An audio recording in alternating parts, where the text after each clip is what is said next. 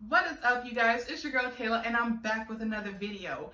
If you are new here, thank you so much for joining. Please remember to hit that like and subscribe button, hit that notification bell so you are notified every time I upload. I typically upload on Sundays at noon, but with everything picking up, with me starting my IUIs and life happening, we are going to start seeing some additional videos throughout the week very soon.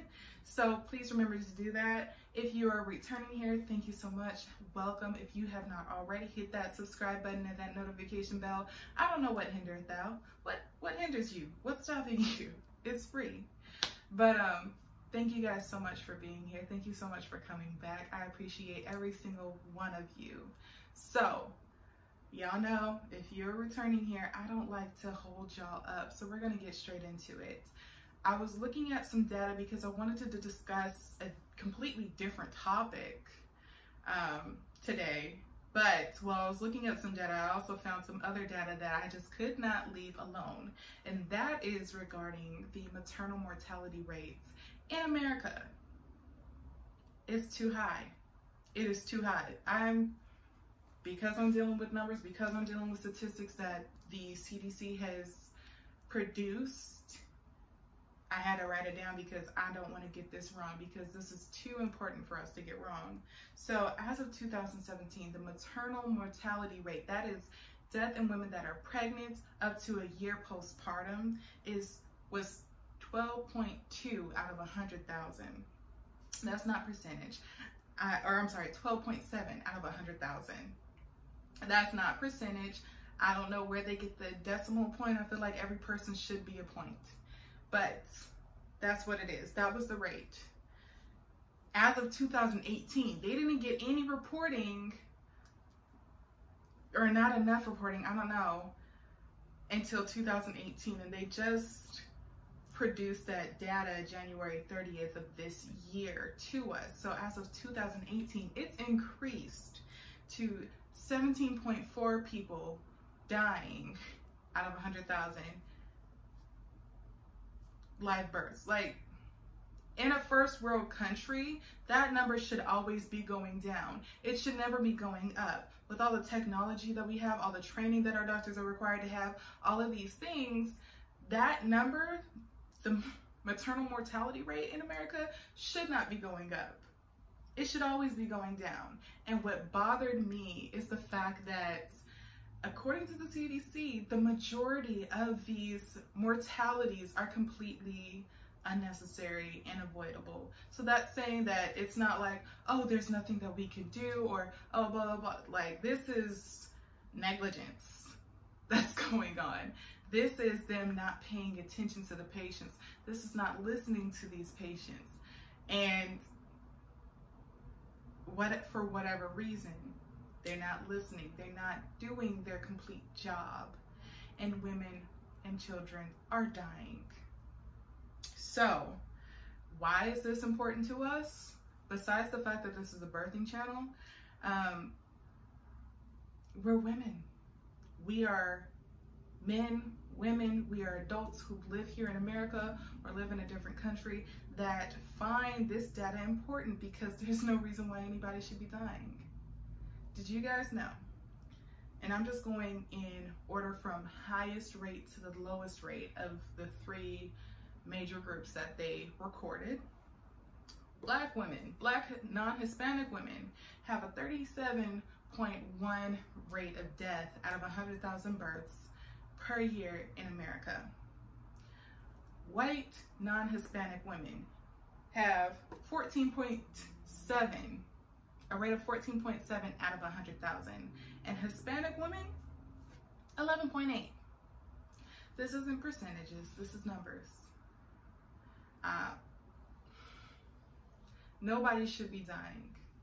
Also, what kills me is the fact that once you're 40, that skyrocketed. It skyrockets 8% over the national average, where if you're 40, your rate is 81.9.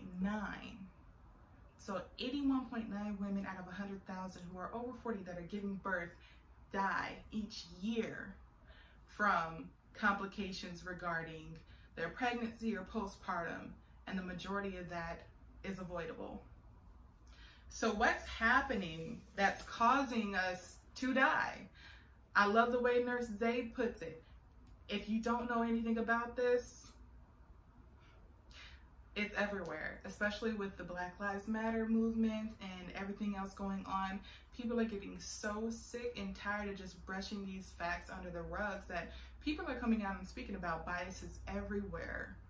Not just regarding Black lives, but biases everywhere. Racial bias is very present in America, and it's in our healthcare system. It shouldn't be anywhere. Definitely not in our healthcare system. Nobody should be dying. And a lot of these things, according to the CDC, are avoidable. And what Nurse Zaid and so many people have pointed out is biases. Black women, and I say Black women because I know personally, we are considered to be more tolerant of pain than we truly are. We are considered to be more resilient and strong and all this blah, blah, blah, blah, blah. We are the same as you. Our melanin just absorbs the sun and makes us darker than you, okay? But we're the same as you. We bleed like you. We feel pain like you. Some people have a higher pain tolerance than others, but that doesn't mean that they should go without medication. That doesn't mean that their symptoms should not be, or should be ignored. Their symptoms are still very valid. But unfortunately, a lot of these people have these biases that say, oh, well, these people typically want drugs. These people have a higher pain tolerance. They don't need this. They don't know that. They're not educated, blah, blah, blah. And it's crazy because these people are talking about the same thing somebody else is talking about. They're going through the same thing somebody else is going through. And that other person of a different skin tone is going to be considered more of a credible person than us because of the way we look. That's unacceptable. It's so bad to the point where when I was in school for medical assisting, y'all know I'm finishing up my master's degree in psychology for therapy and counseling.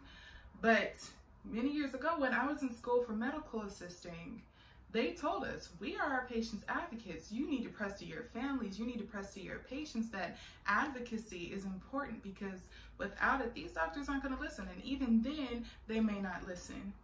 And when they don't listen, you need to be that patient's advocate. You need to be able to speak up and say, hey, the patient told me this, the patient is expressing this happened, blah, blah, blah. Because a lot of times these doctors aren't going to listen to these patients when they say they're in pain. They may say, oh, well, they're probably just chasing drugs, or they're hypochondriac, or they diagnose themselves on WebMD. And a lot of times on top of that, the doctor's not going to listen to you because you don't have an MD after your name. And we can go even further into that. Why is it to the point where, why is it so bad where patients have to fight for the right to live? Patients should not have to fight to get these services that they need. Patients should not have to fight, period. And you for sure should not have to be your own advocate while you're going through contractions, while you're trying to give birth. You shouldn't have to free up one part of your mind to still fight with a doctor or an anesthesiologist or a nurse to get the care that you deserve, the care that you need. As I told y'all, I have a Black midwife. My OBGYN, she's also Black. My primary care doctor, though, he is Filipino, I believe. I don't know. I went based off of ratings. But I knew with me trying to have this baby, and just based off of the experiences that my mom has had, where she's nearly died giving birth to 3 out of 4 of us because of negligence from doctors.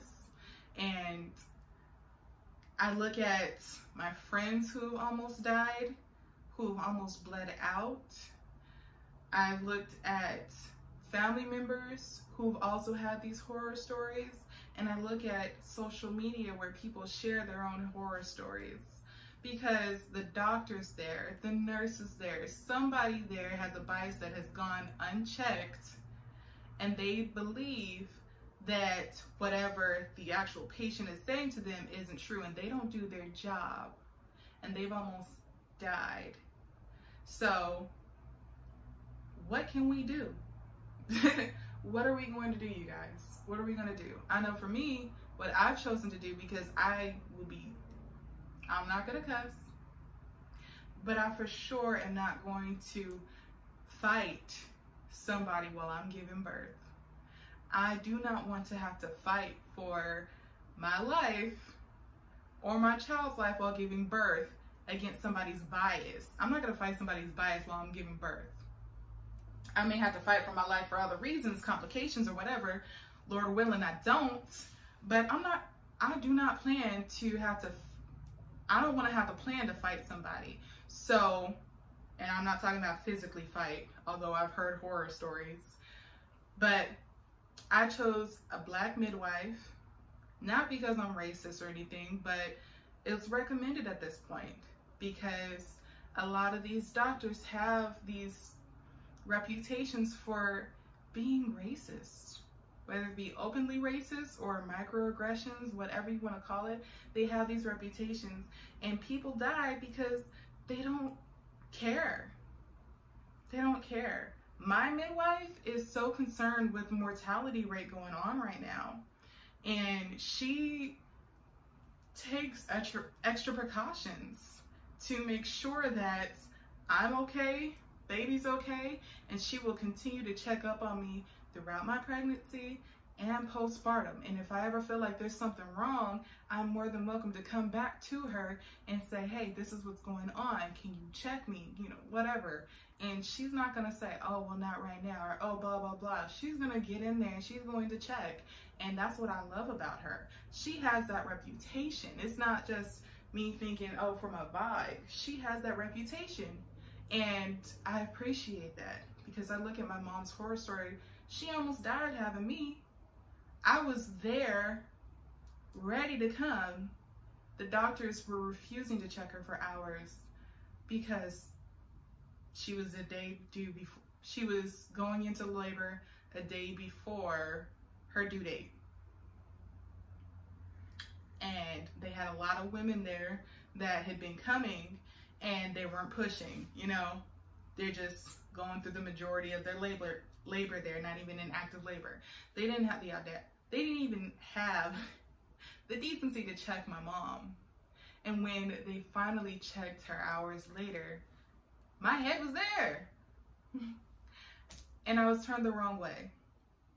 And she almost died, losing consciousness with every contraction. So, what are we gonna do? What are we gonna do? Comment it down below. What are we gonna do? What are you going to do to be the change that you want to see? Because we can't just sit here and say, oh, blah, blah, blah. This is so sad. This is whatever. I don't like this. What are we going to do that's going to be the change, to be the change that we want to see? We can't sit here and wait on other people to do the changing for us. That's why you have so many of these advocacy groups popping up left and right. Because, you have so many of these advocacy groups popping up left and right because people are sick and tired of dying, especially in situations where you don't need to die. So what are you gonna do? Comment that down below. I know for me, I'm going to continue to spread as much knowledge as I can and inform myself as much as I can. I may not be in the medical field in that way anymore, but I can still spread knowledge. You don't have to join the medical field to be the change that you want to see. You don't have to go to a protest to be the change that you want to see. You don't have to write a book to be the change you want to see. There are so many different ways you can be out there. You can write, you can research, you can share information. You can have informative conversations with people, because guess what? That information can easily trigger somebody who can do something here and who can do something there and make those changes. It's a ripple effect. So what are you going to do? And more importantly, because change happens over time, what are you going to do for you and your baby in your journey? Me, I'm looking at a home birth, not just because I'm afraid of going to the hospital.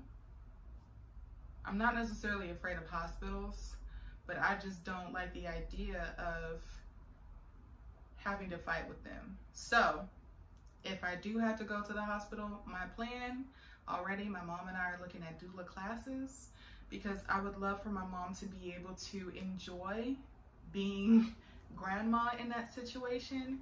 But if something happens, I know my mom, and I know she's going to want to be the patient advocate. I know she's going to want to be able to be productive to help, and she's going to do whatever it takes to make sure me and my baby are okay.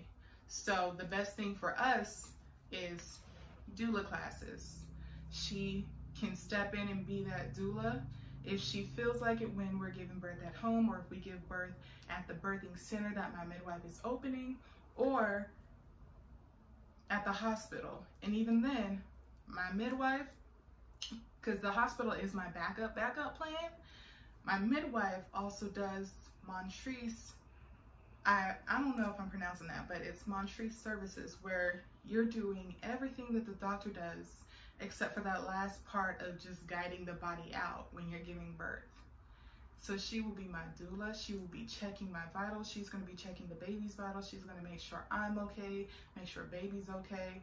And when it comes time for me to push, she will still be there. When it's time for, you know, the doctor to catch the head, the doctor can catch the head, whatever. But I'm taking these steps. It's a little more expensive, but I'm taking these steps to build my team, my village of people that are going to be able to advocate for me. And not just advocate for me, but do it in a way that is very clear and professional, because we already know once you have melanin in your skin a little more than what's the color of my wall, they are going to be so quick to call us ghetto and loud and all these other negative words to discredit us. So I need a team that's going to be on their game, that can talk to the doctors and understand their jargon, and they're going to be able to communicate my birthing plan, communicate things to me, communicate things to my doctor, to where all I should ever have to worry about when I'm giving birth is me and my baby. That's it. It's very intentional.